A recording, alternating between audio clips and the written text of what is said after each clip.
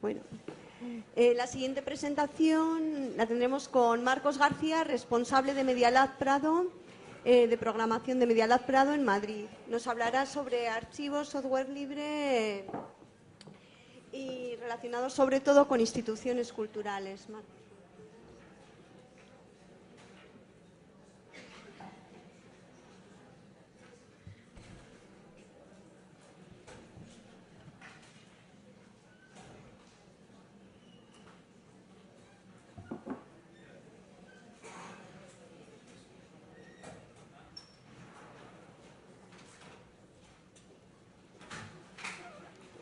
Bueno,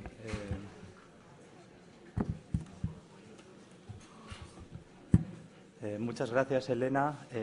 Quiero agradecer a toda la organización por la invitación y por toda la amabilidad mostrada, no solo aquí, sino durante todo el proceso de la invitación, porque yo he sido un invitado pues pesadísimo, ¿no? Porque al final no mandé el texto, no lo podéis ver, solo está el resumen.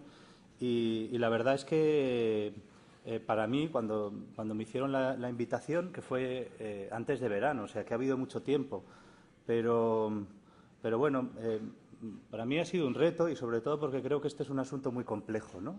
Muy complejo que se ramifica en muchas direcciones, este asunto del archivo, ¿no? En relación a Internet, ¿no? Y a la cultura digital en el momento en el que estamos. Y bueno, lo que ha resultado al final, tras estar ayer por la noche todavía dándole vueltas y modificando la presentación, pues es una especie de monstruo, ¿no? Lo que voy a presentar ahora es un añadido de cosas. No he sido capaz de encontrar un hilo conductor, así que os pido disculpas, porque yo lo que voy a hacer, sobre todo en la parte inicial, ¿no? Es ver ejemplos, ver algunas ideas, ¿no? Algunas preguntas, ¿no? Sobre todo, ¿no? Más que certezas, son como lanzar unas ideas que luego me gustaría que se discutieran en el debate, pues sobre todas las transformaciones, todo lo que está sucediendo en la red, en Internet, con la cultura digital, y en algunos casos muy relacionado con el archivo, en otros a lo mejor no tanto, pero yo creo que sí que tiene que ver, ¿no? Tiene que ver con esto de la idea de que estamos en la sociedad de la información y quizá no tanto en la sociedad del conocimiento. Esto es una idea de Javier Echevarría, que él es estudioso de la ciencia y la tecnología, crítico de la ciencia y la tecnología, y dice esto, ¿no? O sea, probablemente es una certeza de que esta es la sociedad de la información, pero no está tan claro que sea la sociedad del conocimiento. Entonces, bueno, a mí me gustaría empezar con esta imagen y, bueno, se me ha olvidado decir, ¿no? Que en primer lugar, voy a hacer una reflexión sobre estas transformaciones, esto que está pasando en la red, ¿no? En la cultura digital. Luego hablaré del proyecto SLIC, que ya se ha mencionado aquí varias veces, Software Libre e Instituciones Culturales. Pues es un grupo de instituciones culturales que nos hemos reunido durante ya 4 sesiones, ¿no? 4 reuniones de trabajo, 5 reuniones de trabajo, en las que estamos pensando en común esta problemática del archivo. Y por último, si me da tiempo, hablaré de Media Lab Prado, que es el lugar donde yo trabajo, que es un programa de cultura digital, precisamente, del Ayuntamiento de Madrid, del área de las artes, y que tiene su sede pues en la Plaza de las Letras, junto al Paseo del Prado, de ahí el nombre, ¿no? Bien, pues como decía, quería empezar con esta imagen, ¿no? del caricaturista francés Albert Rovira, ¿no? Que a finales del 19 él se imaginaba, es un caricaturista de ciencia ficción, ¿no? Él siempre está imaginándose cómo iban a ser las comunicaciones en el siglo XX. Y a mí esta imagen, ¿no? que muestra la galería principal del Louvre, y entonces él se imagina que las visitas eran en tranvía, ¿no? Es decir, a toda velocidad, ¿no? Y en masa. Como veis, además, encima hay cámaras, ¿no? Esto sin duda, él fue muy lúcido, ¿no? Todos iban a llevar una cámara, en este caso son cámaras de gran formato, pero esa idea de que en el fondo el formato expositivo ha prevalecido, ¿no? O sea, las posibilidades que ofrecen los centros culturales o los museos están centradas en esa función de ser proveedores de información, en en esa función de ofrecer un lugar, un contexto para la recepción colectiva. Entonces, la primera idea que yo quería tratar aquí es la idea de que de repente, a finales del siglo XX, surge Internet y que es una plataforma en la que los usuarios son potenciales colaboradores. No es un espacio solo de acceso a la información, sino también en un espacio en el que los usuarios pueden convertirse en emisores, no solo en receptores. Y esa es una de las ideas que quería trabajar aquí. Pero volviendo a la idea esta del tránsito de una sociedad de la información a una del conocimiento, quería traer estas palabras, ¿no?, de Yochai Benkler, que ha escrito un libro que es La riqueza de las redes, en el que dice que este es un momento en el que están en juego muchas cosas, ¿no? O sea, todavía eso está por definir. Entonces, la idea de que cómo sean los archivos, cómo se construyan, cómo de accesible sea la información, pero no solo la información, cómo se producen los archivos, quién tiene capacidad para acceder a esos medios de producción, cómo se estructuran, cuáles son las condiciones legales, eso todavía está en juego, está por definir. Y entonces, por eso, este es un momento de tránsito en el que está mucho en juego, ¿no? Esto es lo que decía, ¿no? Hasta qué punto, de qué manera seremos capaces, como individuos autónomos, como ciudadanos y participantes en culturas y comunidades, de influir sobre cómo nosotros, que esto es importante, cómo nosotros y otros vemos el mundo como es y cómo podría ser. La posibilidad de que los usuarios puedan definir cómo son, ¿no?, los archivos, cómo es Internet, etc. Entonces, el subtítulo es cómo la producción social está transformando los mercados y la libertad. Entonces, en mi presentación yo lo que quiero reflexionar es cómo, en concreto en este contexto, ¿no?, cómo esta producción social puede transformar, como Internet, puede transformar también o puede servir de inspiración para transformar las instituciones que tradicionalmente se han dedicado a la producción y a la difusión del conocimiento, como puede ser, no sé, la universidad, y en este caso, pues los centros culturales o el museo, ¿no? Otra idea, ¿no? El archivo como un espacio donde se organiza la información y es susceptible de ser transformada en conocimiento, ¿no? Y cómo, de alguna manera, al organizar la información, también está organizando el conocimiento. Aquí me interesa, claro, esto lo pasamos a Internet. Bueno, pues la idea de David Weinberger, todo es misceláneo.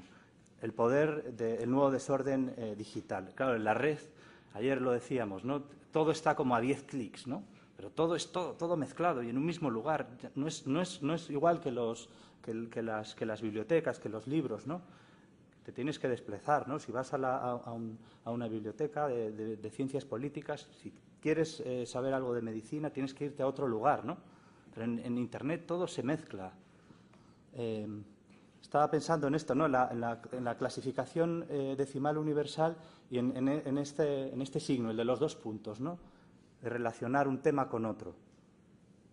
En Wikipedia ponían la moral en relación con el arte. Esto es un temazo, claro, pero claro, son solo 2. Imaginad, por ejemplo, lo que me sucedió a mí cuando fui a comprar este libro sobre sistemas emergentes. Y dice, las vidas conectadas de las hormigas, los cerebros, las ciudades y el software.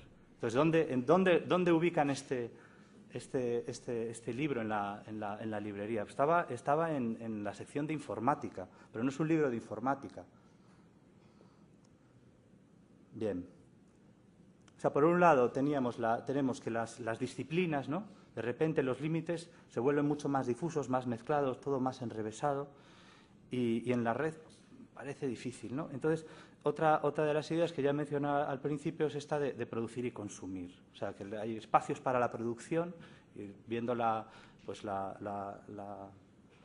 imagen primera, ¿no?, la del Louvre, es ese espacio para la recepción. El vernissage el barniz es lo que concluye, ¿no?, el proceso de producción y ya se abre al público para su recepción. En la red esto está mezclado y es un gradiente, ¿no? No eres o consumidor o productor. Puedes consumir de distintas maneras y puedes producir de muchas maneras, ¿no? No hay una separación tan clara. Entonces voy a poner algunos ejemplos de lo que está ocurriendo en la red. Antes,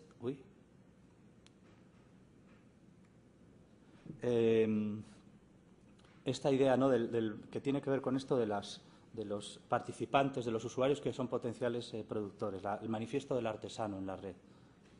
No es casual, ¿no? Entonces dice, cuando alguien hace algo con sus propias manos, y lo comparte, es como si algo de sí mismo esté ahí, ¿no? O sea, de repente somos potenciales productores, pero compartimos lo que hacemos. Pero no solo compartimos lo que hacemos, y mandamos una imagen de algo que hemos hecho, un proyecto o lo que sea, sino que compartimos las técnicas sobre cómo lo hemos hecho. Y eso, a su vez, genera comunidad. Genera una red social. Esto es una red social, de repente, las comunidades que se reúnen en torno a, yo qué sé, por ejemplo, las del punto, ¿no? Las de la costura. En Internet es impresionante, ¿no? Me gustaría haber traído aquí imágenes. Hay gente que está haciendo jerseys con el pelo de su mascota, y eso es toda una comunidad de gente que trabaja con eso, ¿no? Y así hay muchas, ¿no? Y se entrelazan entre sí y comparten eso, ¿no? Las técnicas. Entonces, claro, la de Internet es una cultura no solo de lectura, sino de lectura y escritura. Y voy a hacer ahora una cosa, que voy a quitar el pendrive para que no salga eso, pero a lo mejor pierdo información. Es una cultura de lectura y escritura, no solo de lectura, como podía ser la de las llamadas industrias culturales del siglo XX, ¿no? Que son culturas solo de lectura, ¿no? De consumo y lectura. Bueno, esto es lo que ha pasado por haber... Perdonad, es que si va a estar saliendo ese mensaje, lo que voy a hacer es pasarlo Lo paso aquí al escritorio.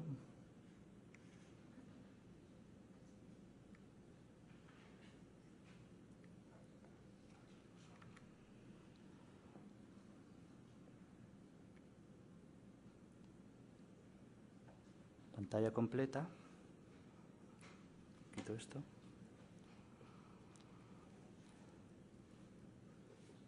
Bien, bueno, pues continúo con algunos ejemplos, ¿no? de cómo procesos de producción o de investigación que se abren a la participación de los usuarios.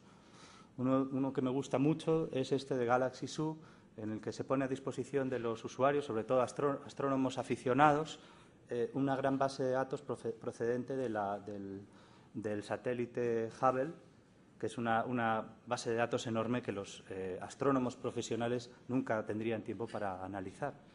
Entonces, una de las cosas que llamó la atención fue la alta participación y la calidad de las aportaciones, que coincidían en más de un 80% con las que hacían los astrónomos profesionales. Un ejemplo totalmente distinto. Esto es de comunidades de afectados por distintas enfermedades mentales que se reúnen en foros de Internet, otra red social, para compartir experiencias sobre medicación, etcétera. ¿Qué es lo que está ocurriendo? Que están generando conocimiento de calidad, conocimiento muy útil, hasta el punto que esto es una fuente de referencia fundamental para los psiquiatras profesionales. Es decir, de repente, a través de estos foros, los médicos se dan cuenta que tienen que escuchar a sus pacientes de otra manera, ¿no? Y esta es una de las maneras. Una manera de colaborar totalmente distinta, el proyecto SETI at Home. Aquí el usuario lo único que tiene que hacer es ceder parte de su capacidad de procesamiento del ordenador, instalar como una especie de aplicación, como un salvapantallas, que se instala en el ordenador y solo se activa cuando no lo estás usando, el ordenador. Entonces, lo que está haciendo aquí es crear un superordenador a través de las aportaciones, pequeñas aportaciones de muchos ordenadores que están trabajando en red. Y eso es otra de las características que a mí me gustaría destacar de Internet, la posibilidad de que pequeñas contribuciones se puedan organizar para generar proyectos de gran escala, como en este caso un superordenador que también está analizando señales que se están captando del espacio exterior. Entonces, lo que intentan buscar en esas señales, ese ruido que hay en el espacio, intentar encontrar alguna señal que tenga una lógica para, de alguna manera, ver si hay inteligencia en el espacio exterior. Una manera muy diferente de colaborar en un proyecto también de gran escala es este proyecto Foldit.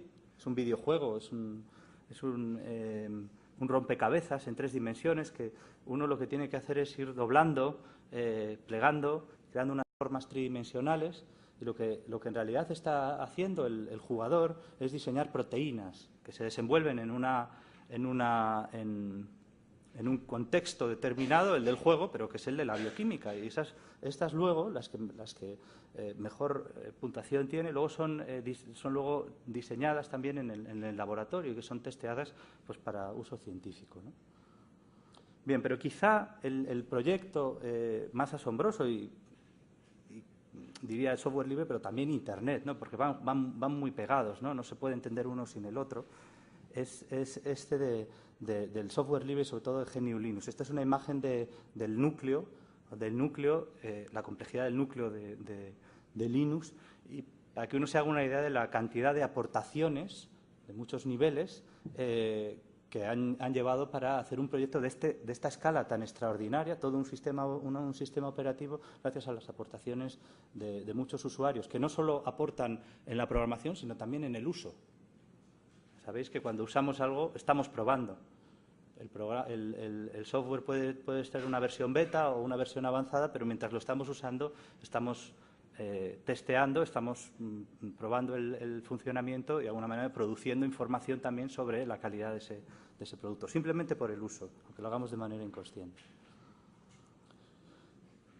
¿Qué es lo que ofrece el software libre? Pues una serie de libertades. Una serie de libertades que he puesto aquí, la libertad de poder usar un programa, de poder estudiar cómo está hecho, de poder ver no solo poder usarlo y ver la parte de exterior, sino ver cómo funciona, qué está haciendo ese programa con la información que yo tengo en mi ordenador. Esto lo puedo saber porque el software libre lo permite. Pero luego también puedo distribuir, compartir el software con otros, puede copiar, aprovechando, como no, las posibilidades que ofrece lo digital, de la replicabilidad. Y luego, por último, la posibilidad no solo de distribuir las copias, sino de distribuir las versiones modificadas. Yo mejoro el software y entonces esta es la única manera, este es un sistema que permite precisamente la colaboración y la participación de muchas pequeñas partes para crear un gran proyecto. Además de estas 4 libertades, hay una condición que es pues como una cláusula copyleft, que es la que hace que los proyectos mantengan, o sea, estas obras derivadas mantengan la misma licencia para que lo que se ha hecho entre todos de alguna manera pueda seguir evolucionando, para que no se pueda cerrar, ¿no? Es esa idea de compartir igual, ¿no? Compartir con la misma licencia. La idea del software libre como punto de partida en el que se dispara, en el que luego tiene influencia en muchos otros aspectos. No solo es una cuestión técnica, sino que esto afecta a todo, lo decíamos, la propia Internet, pero luego también pues, en la innovación legal, todas las licencias de las que luego hablaré, ¿no?, que han surgido como inspiración también de las licencias de software libre, de la licencia, la GPL, la licencia pública general, ¿no? Entonces, David Van Berger habla de esto, ¿no?, de la espiral viral, ¿no?, como todo se dispara en muchas direcciones, y esto es lo que yo también quería comentar aquí ahora, ¿no?, cómo esto afecta en muchas direcciones. En primer lugar, en pensar que los usuarios pues, de repente adoptan distintos roles, ¿no? Pues están los hackers, los desarrolladores de software libre, ¿no?, que tienen esa idea de alguien curioso por saber cómo funcionan las cosas, no solo alguien que enreda con ordenadores o con el software. Esta noción de los prosumidores, que sería juntar la noción de producir y consumir, ¿no? De repente somos prosumidores, potenciales productores todo el rato. La reivindicación de los amateurs. Y luego este neologismo que propone, solo con una S, que propone Antonio Lafuente y su blog Tecnocidanos, ¿no?, y que hace una diferencia entre los amateurs. Los amateurs serían herederos o serían resultado de la cultura ilustrada, ¿no?, ese deseo por aprender, la prueba de que la curiosidad, el goce por aprender, pues son elementos suficientes para que alguien se implique en algo, ¿no? Pero los amateurs siempre tienen todavía la figura del experto como alguien que está ahí arriba, ¿no?, y siempre se establece esa jerarquía. El tecnocidano no dudan en expresar las dudas que tienen sobre el papel de los expertos, precisamente. No quieren saber cómo funcionan las cosas. No tienen claro que los expertos, los que están organizando las cosas, son los que tienen la razón. Empiezan a ver que también los amateurs, los que no son profesionales, pueden generar conocimiento de calidad. Chris Kelty, en este libro, también sobre la misma idea, ¿no? Las implicaciones culturales del software libre. Él ha acuñado una noción que es muy interesante, también la toma del mundo de la informática, que es esta de los públicos recursivos, ¿no? Público que está interesado en el mantenimiento material y práctico, en la modificación de los aspectos técnicos, jurídicos, prácticos y conceptuales de su propia existencia como público. De ahí lo recursivo, ¿no? O sea, el contexto que le define como público, ese usuario, ese público es capaz de transformar las condiciones que le definen a sí mismo como público. Por eso es recursivo, es una idea circular, ¿no? Claro, todo esto tiene que ver con lo que David Bollier llama un redescubrimiento del procomún. Algo que quizá ya, claro, no se piensa porque prácticamente es algo como desaparecido, ¿no?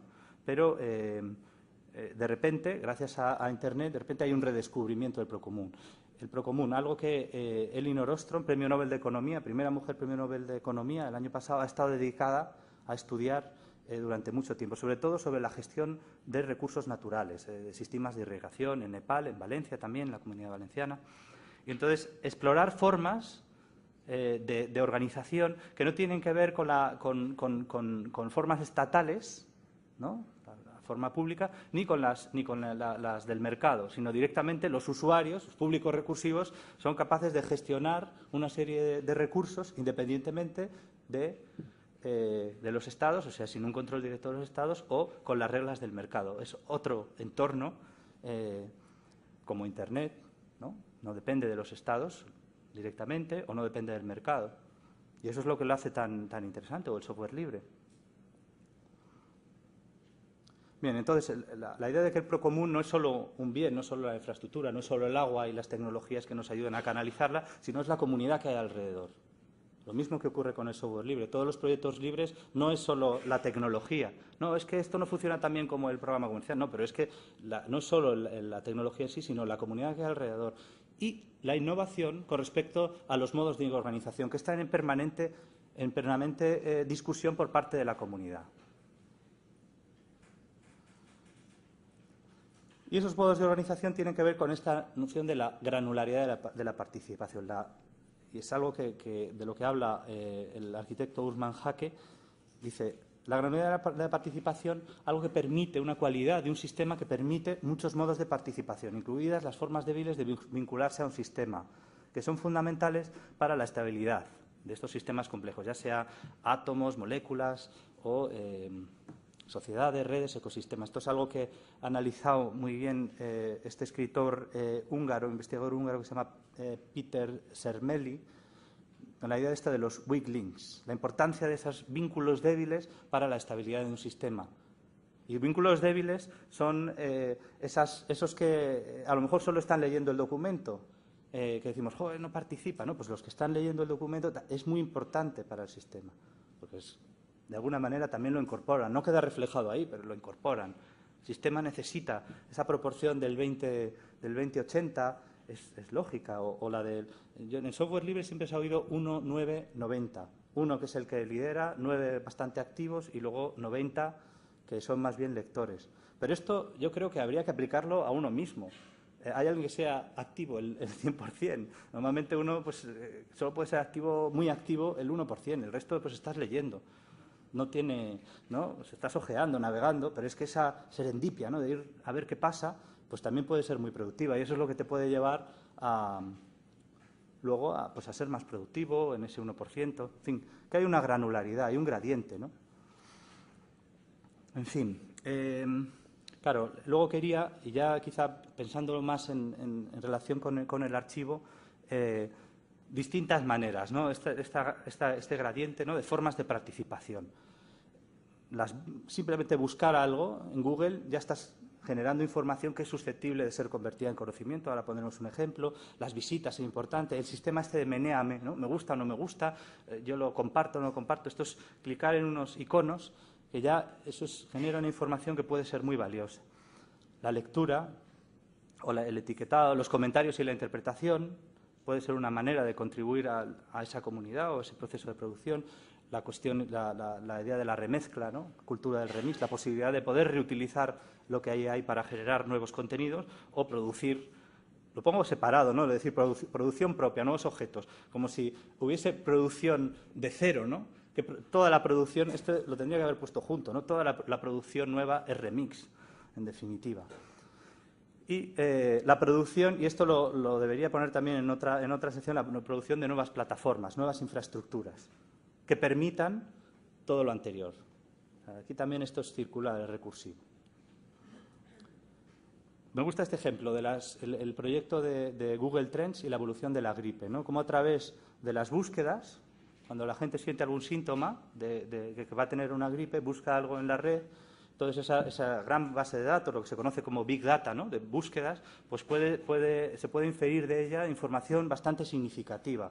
En este caso, como la evolución de las gripes, porque la mayor parte de la gente consulta antes en la red que va a los centros de salud.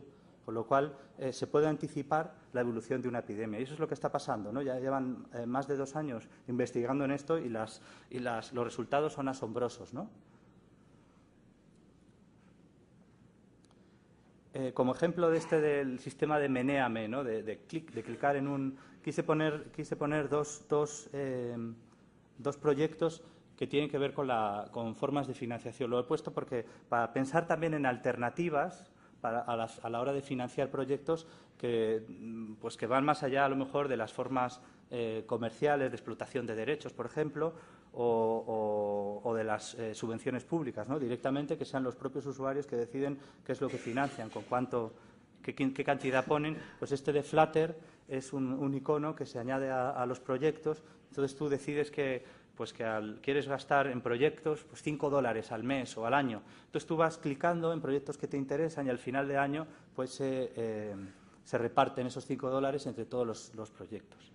Pensad, por ejemplo, en la campaña de Obama. Es un ejemplo ya claro de cómo de repente pequeñas aportaciones son capaces de generar grandes cantidades, ¿no?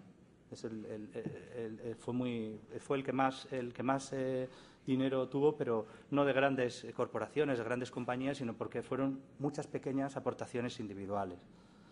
Otro ejemplo un poco diferente, Thank This. Este sería como para que los anunciantes dirijan el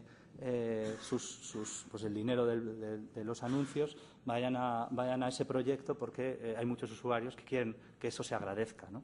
Otro mecanismo. Bueno, pues proyectos que tienen que ver con esto de las taxonomías, que los usuarios sean los que etiqueten, un poco como los que clasifiquen la información. Este proyecto de Commons de Flickr, ¿no? Donde ya hay varias organizaciones que ponen grandes archivos que serían incapaces de clasificar y que lo ponen a disposición de los usuarios para que ellos mismos lo hagan. Esta cuestión de los comentarios, ¿no? Los comentarios en los blogs, claro, yo quería, por ejemplo, poner este caso, ¿no? de Juan Freire, que él tiene su blog, que es sobre reflexiones sobre la sociedad de la información, y en concreto os recomiendo este artículo sobre Facebook, ¿no? En el que pues analiza todo el potencial y cómo los usuarios son capaces de experimentar y se están haciendo cosas muy interesantes, pero luego también, pues por supuesto, los peligros, ¿no? Los peligros de una herramienta como Facebook, que es privativa, no tiene nada que ver con la cultura libre, y eso quiere decir que no somos conscientes de qué está pasando con la información que nosotros tenemos ahí, cómo se va a utilizar dentro de 100 años, quién va a tener acceso a ella, si va a ser libre o va a ser de pago. En fin, los usuarios no controlan la estructura, pero quería poner por aquí este artículo en concreto, pues es una fuente de información valiosísima, ¿no? Por los comentarios que han dejado las personas, muchos de ellos pues auténticos especialistas, ¿no? Entonces, esta idea del espectador emancipado que propone Rancière, ¿no? Y que tiene que ver también con algo que ya se hablaba en los años 60, ¿no? Michel de Certeau, cuando decía, no, los consumidores a lo mejor no son tan pasivos como pensábamos, son capaces de hacer usos creativos y no previstos de aquellos productos que consumen, ¿no? Y eso es lo que estamos viendo en la red, eso ya es evidente en la red. Rancière habla del espectador emancipado y pone en duda esto esta idea de es que la gente no participa, es que la gente no sabe. esta posición que se atribuyen, ¿no?, los intelectuales y los artistas, dice, son a ellos a los que había que emancipar en primer lugar, liberándolos de la creencia de la desigualdad en nombre de la cual se atribuyen la misión de instruir y de hacer activos a los espectadores ignorantes y pasivos. Claro, dices, ¿cómo espectadores ignorantes si son capaces de generar toda una enciclopedia o todo un sistema operativo, ¿no? ¿Qué estamos hablando cuando hablamos de la gente, ¿no?, así en sentido amplio?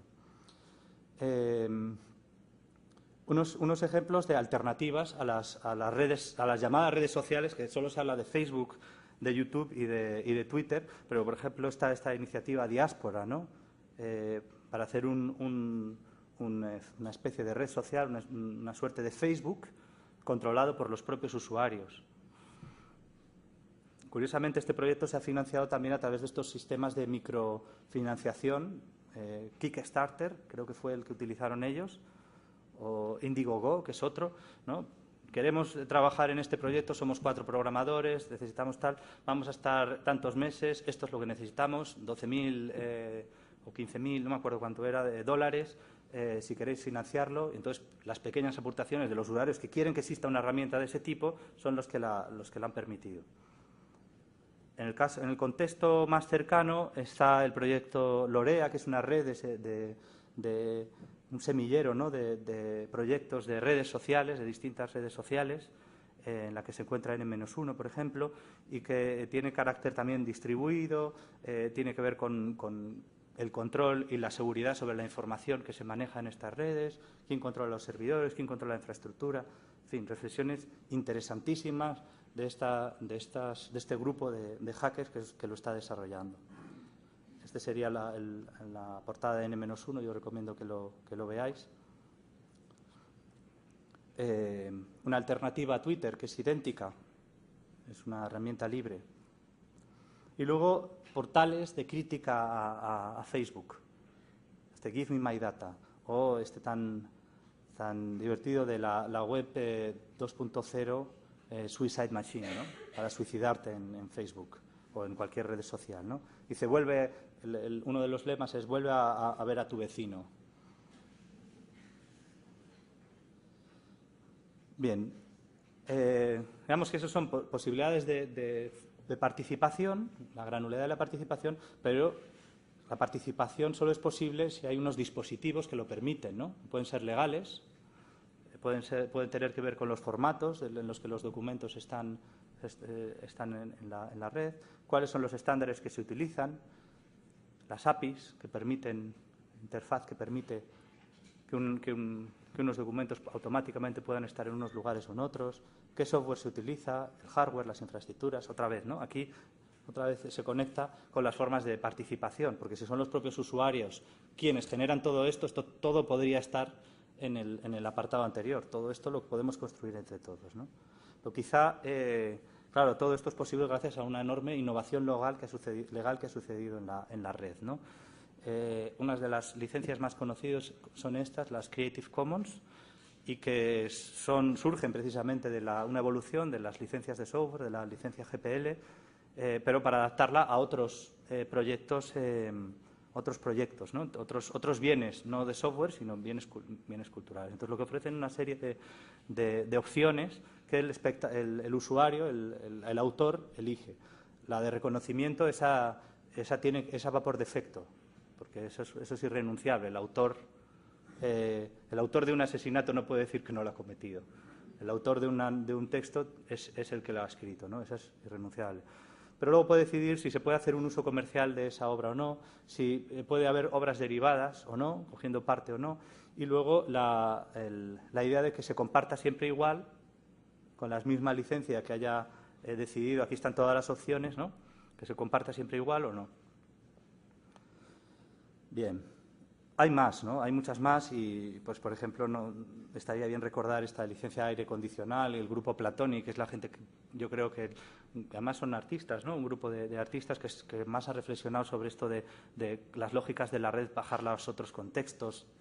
La licencia de aire condicional que hicieron con el abogado Abel Garriga, bueno, pues es similar, ¿no? ¿Qué permisos, ¿no? Permisos de reproducir, de distribuir, de comunicarla. no tienen por qué ser solo las licencias Creative Commons las que se utilicen. Está la Free Art License de un grupo francés. O directamente, como hacen en las Indias, en este caso un libro de David de Ugarte, simplemente escriben qué es lo que se puede hacer y no se puede hacer con este libro, que el autor decida qué es lo que se puede hacer y no se puede hacer con este libro. En este caso, es lo que dice que esto lo que se puede hacer es como si ya fuera del dominio público, que no hace falta esperar a que él se muera y que pase no sé cuántos años para que esto pase al dominio público. Él lo dice, se puede hacer eso, ¿no? ¿Qué es lo que no se puede hacer? Pues aquí es lo que viene bien explicado.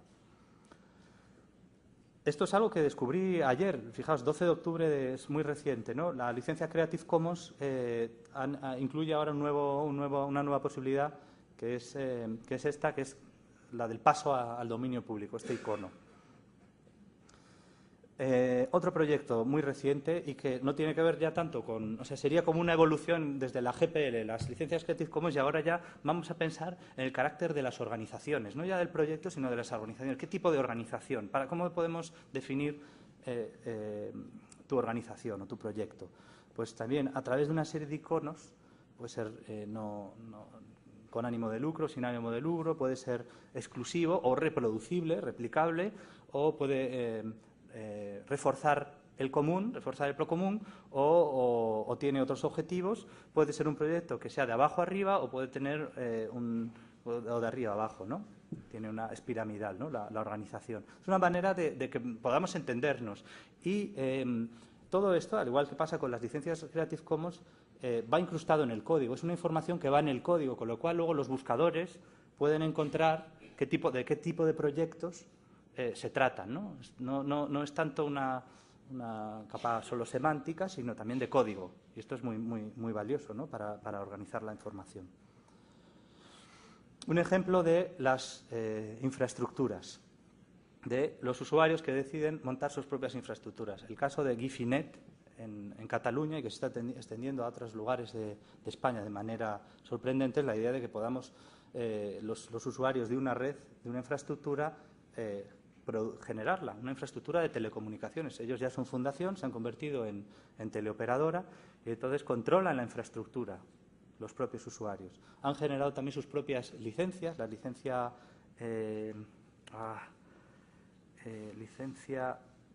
ahora no recuerdo, licencia precisamente para poder gestionar la información que circula entre esas redes. Es una de las, creo que es la red local más grande del mundo. Y es una red local que es susceptible de conectarse a la red de redes. Es Internet. Son con 16.000 nodos, fijaos. Bien, ya voy a pasar entonces, ese sería como un paisaje general, ¿no?, de algunas preocupaciones, y ahora voy a pasar en concreto a hablar del proyecto SLIC, ¿no?, de Software Libre e Instituciones Culturales. Hace ya más de 3 años tuvimos conversaciones con Pedro Soler y sobre todo con Carmen Romero de Angar, sobre la posibilidad de pensar esto del archivo de manera conjunta, porque teníamos un problema muy grave que pensamos que era compartido con todos, que es la web. La lentitud con que las instituciones nos adaptamos a todos los cambios, a las posibilidades que ofrece Internet y, sin embargo, cómo afrontamos este problema de manera individual, como si fuera la construcción del edificio, ¿no? Como si el problema fuera específico solo de la institución, cuando en realidad la mayor parte de los problemas del archivo online son compartidos por todos, no solo de las instituciones culturales. Es un problema común a todos, ¿no? Y, sin embargo, se trabaja de manera individual. Ayer ponía Tomás el ejemplo de los rectores, ¿no? Cada uno su repositorio. Pues es lo mismo, ¿no? Entonces, bueno, pensar en eso, en la idea de compartir experiencias, conocimientos, para ver cómo lo podemos solucionar, pero también compartir recursos para el desarrollo conjunto de herramientas. Hacerlo, por supuesto, en software libre, ¿no? Y la posibilidad de crear un archivo compartido. También lo mismo. ¿Qué pasa? Que entrar al archivo de una institución es como si entraras también en el edificio. Al usuario, ¿qué más le da si la información sobre, yo qué sé, conferencias sobre archivos, ¿no? Buscarla solo en la institución? Pues a lo mejor en otra institución se ha hecho algo parecido y entonces, ¿por qué no te puede parecer ahí como un contenido relacionado, ¿no? Que los archivos estén conectados entre sí, que sea como un gran archivo, ¿no?, donde puedas acceder a esa información. Entonces, bueno, a Hangar y a Media Lab se les unieron distintas instituciones y hemos realizado varios encuentros en los que no solo asistían responsables de la documentación, de los departamentos de documentación y de la web, sino también quisimos hacerlo con desarrolladores de software libre. No solo por su conocimiento técnico, sino también por su experiencia en la participación en proyectos de software libre, ¿no? De gestión de comunidades, de gestión de grupos de usuarios, gestión de entornos muy complejos, ¿no? Que no es solo alguien que desarrolla un producto a medida, es algo que tiene que ser pensado en común. Y a esto se les añadió también abogados expertos en propiedad intelectual. En el caso de Madrid estaba Javier de la Cueva, en Barcelona Abel Garriga, en el encuentro que hubo en Gijón vino David Maeztu, y en todos los casos pues fue una suerte. Se me ha olvidado también hablar de Eva Moraga, abogada experta en temas de datos y también de propiedad intelectual, y también muy relacionada con archivos e instituciones culturales. En fin, bueno, todos los encuentros han sido de los más productivos y tengo que decir que este último año hay una financiación por parte del Plané al Ayuntamiento de Madrid para desarrollar unas herramientas de archivo. Entonces, se ha intentado conectar un proyecto con otro. Hay una empresa que está desarrollando un prototipo y que va a ser lo que se presente en la próxima reunión en diciembre. Estáis todos invitados porque se presentará el prototipo y ahí se discutirá. Hemos trabajado mucho en un wiki. Todas las reuniones fueron muy trabajadas, ¿no?, por todos los participantes, y creo que, bueno, pues aunque solo se lograra la primera parte de intercambio de experiencias y conocimientos, ha sido muy valioso. La verdad es que no conocíamos toda la experiencia de Artium, sentimos no haber contactado antes, ¿no?, y supongo que con muchas otras instituciones, pero bueno, se ha ido un poco, ha ido creciendo pues de manera paulatina, ¿no? No se trataba tampoco de hacer un grupo demasiado grande, hacer una convocatoria grande, porque tampoco sabíamos lo que íbamos a hacer, ¿no? Entonces ha ido un poco generando a ritmo pausado. Hay otros proyectos europeos que tienen un carácter similar, en concreto, por ejemplo, el proyecto Gamma en relación con arte y nuevos medios. Es la misma idea, ¿no?, de conectar archivos de distintas instituciones, colecciones de distintas instituciones que trabajan con nuevos medios.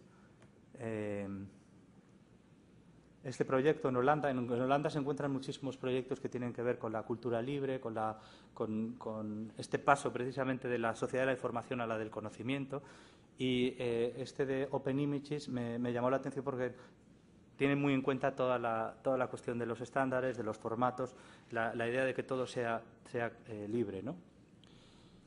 Y la conexión me gustó también la conexión con Wikimedia Commons. Todo lo que es susceptible de participar de las licencias compatibles con Wikimedia Commons directamente, cuando se sube en este archivo, pasa también a Wikimedia Commons automáticamente, gracias al API que utilizan. 5. Vale. Bueno. Culture Cup, que es una propuesta de V2 de Rotterdam, en Holanda también, y utilizan Plone, que es similar a Drupal, y bueno, es también un sistema de herramientas para generar archivos de la propia institución, pero que luego sean interoperables con otras. Active Archives, una iniciativa de Constant y de Artelecu ya en el 2006. Yo recomiendo que visitéis esta wiki porque bueno, pues han reflexionado muchísimo sobre... a mí me encantó verlo, ¿no?, porque eran las cosas que estábamos viendo en Sleep, pero que ya se habían trabajado hace 4 años. Por supuesto que no son reflexiones nuevas, esto va en relación con la historia del propio Internet, ¿no?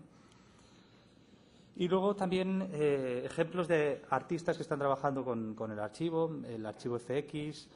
Ayer habló Luis del archivo Postcapital, de Daniel García Andújar, o de Culturas de Archivo, interesantísimo, de Jorge Blasco, en el que justo encontré esta, ¿no?, archivista amateur, ¿no? Me llevó a esta página, ¿no? Es una serie de herramientas para el archivista amateur. Y ¿qué es esto sobre el archivista amateur, ¿no? La idea de pues alguien que ama lo que hace, ¿no? No tanto porque curiosamente la palabra amateur se ha utilizado como algo despectivo, ¿no? No, esto es de amateur, es de poca calidad. Y cuando un amateur fotógrafo decía, oh, qué foto más bonita, parece de un profesional, como si profesional fuera sinónimo de calidad. Y yo creo que esto en Internet se ha cambiado, ¿no? De repente vemos que lo profesional a lo mejor no era tan bueno, ¿no? Y claro, no me da tiempo ni a poner los vídeos que tenía pensado ni a hablar de Media Lab. Y sobre todo de ver cómo esto lo aplicamos al contexto de las instituciones culturales. Voy a pasar muy rápido, o si no, directamente pasamos a las preguntas, porque ya han pasado los 5 minutos. Pero si estáis interesados en conocer Media Lab, ¿sí? Bueno, la idea es, en Media Lab, que es un programa de cultura digital, es ofrecer una plataforma donde los usuarios puedan encontrar una serie de recursos para poder desarrollar, producir proyectos, experimentar. ¿Cuáles son los recursos más valiosos, en realidad? La posibilidad de encontrar a otros usuarios que son potenciales colaboradores de sus proyectos, el conocimiento de las personas. Entonces, es una plataforma de encuentro para el desarrollo de proyectos. Se organiza toda la actividad en distintas líneas de trabajo que tienen que ver con las nuevas tecnologías, la cultura digital, pero, claro, la cultura digital tiene que ver con muchísimas cosas, ¿no? Usos creativos de las nuevas tecnologías. Este de visualizar tiene que ver con esto de la cultura de los datos, la posibilidad de transformar todas esas grandes masas de información que se están generando para encontrar relaciones significativas entre ellas y encontrar también aplicaciones que permitan a los usuarios comprender lo que ahí está pasando, ¿no? Todo un campo de la visualización de la información. Un laboratorio del Procomún para pensar esta noción del Procomún. Inclusive ANET sobre la cultura de las redes y AVLab sobre pues, todo esto de la imagen y del sonido, cómo se produce, cómo se distribuye, cómo se genera, etc. Claro, la idea es que esa plataforma, ese espacio que está abierto siempre al público, pues tenga el carácter de taller, de espacio de producción, también de exhibición, pero de exhibición con la idea de cómo hacemos públicas los procesos, ¿no? No solo los objetos, sino cómo hacemos públicos los procesos, cómo hacemos permeables a la participación de cualquiera. Y la idea de seminario también, ¿no? Cómo el hacer está vinculado al pensar, ¿no? Y eso es constante, ¿no? Voy a poner un ejemplo del taller interno, un formato, una metodología para que esto sea posible. ¿Cómo lo organizamos? Hay distintos, este es uno, hay distintas maneras. Esta sería como la más acotada, la más clara, pero luego tenemos los viernes Open Lab, que es lo más abierto, es muy parecido, pero ya sin esos tantos protocolos. Una convocatoria abierta con temas amplios que no son disciplinares, ¿no? Datos públicos, datos en público, la ciudad como base de datos, magia y tecnología, temas que son susceptibles de ser interesantes para cualquier disciplina. Y ese es el objetivo, que no está dirigido a artistas, a ingenieros, a científicos. Cualquiera puede estar interesado en proponer un proyecto. Se seleccionan 10, de los 100 más o menos que suelen llegar. Hay un grupo de asesores expertos. Entonces, la parte más importante viene cuando, una vez seleccionados los proyectos, se hace una convocatoria de colaboradores. Es aquí cuando cualquiera puede sumarse al desarrollo y ahí no hay ningún filtro. Cualquiera, normalmente, aquí he puesto 50, pero suelen ser más, ¿no? Suelen ser entre 50 y 100 personas interesadas en el desarrollo de esos proyectos. Todos los proyectos tienen que estar abiertos a la participación de cualquiera y además es que lo hacen por necesidad, porque por eso lo presentan, porque una sola persona normalmente no es capaz de reunir todos los conocimientos para poder llevarlo a cabo. Entonces, la idea es, por un lado, que cualquiera pueda participar independientemente de su procedencia, de su campo de especialización, pero luego también, que esto es casi lo más importante, independientemente de su grado de especialización. Están los expertos asesores que ayudan en los proyectos, están los colaboradores expertos, pero también están los principiantes. Y luego también podemos decir que cuando se mezclan distintas disciplinas, el que es experto en algo es principiante en otra cosa, con lo cual eso ya viene dado, ¿no? Luego también está la granularidad de la participación en el sentido de grados de implicación, ¿no? De compromiso. O sea, que se pueda participar estando ahí las 2 semanas que dura el taller o a lo mejor solo viniendo algunos días, pero dando un dato que puede ser crucial. No hace falta estar ahí las 2 semanas para aportar a los procesos de producción. Este es un ejemplo de un grupito de trabajo. Zach Smith propuso construir una impresora 3D, una impresora de fabricación digital. Aquí veis el grupo, que todos vienen de distintos lugares y con distintos perfiles. Este es el resultado, una impresora 3D. Nos interesa mucho este proyecto RepRap. No es original de Zack Smith. Es un proyecto que se hace de manera distribuida en todo el mundo. El hardware, el diseño y el software, todo es libre. Y esta se caracteriza, es muy curioso, es casi de ciencia ficción, porque es una máquina de prototipado rápido, imprime objetos, pero el rep es porque es autorreplicable. Es capaz de diseñar, imprimir las piezas necesarias para construir una nueva impresora, ¿no? Claro, ya tengo que acabar. Pues voy a hacerlo muy rápido. Esto va a ser como un zip, ¿no? La documentación. Es que esto es esencial, la documentación de los procesos. El propio proceso de producción genera su archivo. Son los propios productores los que tienen que generar Si se deja para luego, malo, ¿no? Pero si se deja también en el momento, ¿no? En las 2 semanas es complicado, ¿no? A la vez de estar produciendo, documentando. Pero insistimos mucho en eso, ¿no? La posibilidad de documentar los experimentos. Este proyecto es muy interesante, el cuaderno de laboratorio abierto y compartido, proyecto del MIT. Y es algo a lo que queremos llegar, porque el wiki que tenemos, pues al final acaba siendo todo muy confuso, ¿no? Fundamental, la comunicación directa de los mediadores culturales. O sea, no te recibe, no se hace a través de una pantalla, es las personas. Lo presencial, la reivindicación del espacio físico, la hacemos por la comunicación directa. Eso es insustituible. O sea, por un lado, defendemos todo lo que pasa en Internet porque es increíble, ¿no? El acceso a la información, pero la complejidad y la riqueza de la comunicación directa, pues es insustituible. Por eso nos reunimos todos, ¿no? 70 personas ahí desarrollando 10 prototipos. Proyectos muy variados, de activismo, de educación, artísticos. Proyectos que tienen que ver con el proyecto Visualizar. Puede ser la traducción de un libro, en este caso justo la riqueza de las redes, que lo estamos haciendo de manera distribuida. Pero quería solo brevemente la importancia para esto de la gestión de la participación. Más que gestionar es como establecer las condiciones para que suceda. Y eso depende de abrir espacios para lo inesperado, ¿no? Que sean los propios usuarios los que determinen cuál es la agenda de la actividad. Esto hay muchísimo, ¿no?